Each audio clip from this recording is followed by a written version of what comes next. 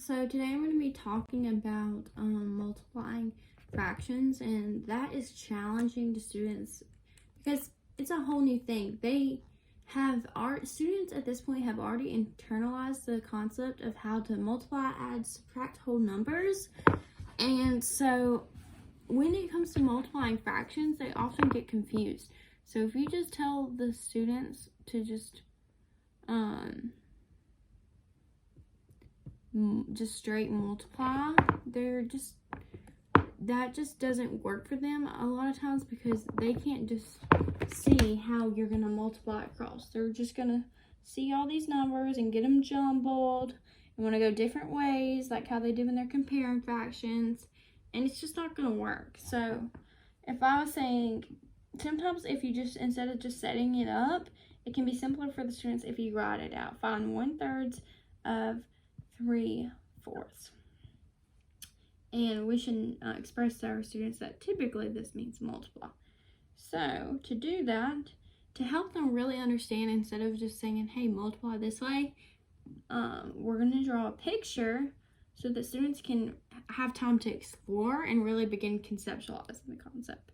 So first, I'm going to draw 3/4, and I'm going to do that because that is my whole. That is what I'm wanting to find 1/3 of. And another thing is, they're not going to understand how this number really is a smaller number than the two beginning numbers you work with, because in traditional multiplication, it comes out with a bigger number. So that's why also that drawing the picture will help them.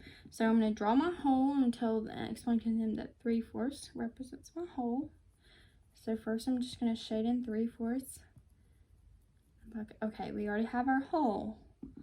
So to find 1/3 of that, we can recognize that our whole only has 3 pieces in it. So what would 1/3 of 3 be?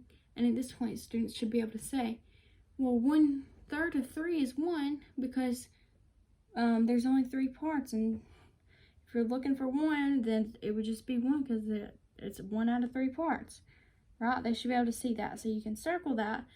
And then they were like, okay, well, now that we found our 1/3, check, and we have our whole, check, we say, well, what does that 1/3 equal?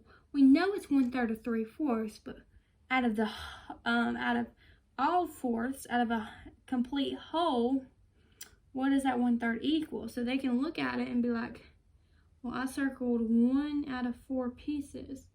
So then they can write, okay, well, 1 out of 4. They can, write that completely out if they need to, but they should be able to see. They'll see, they can shade in darker where they circled.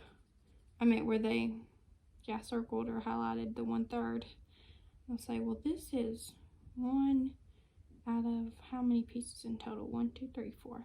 And that will help them to see how the multiplication is really taking place.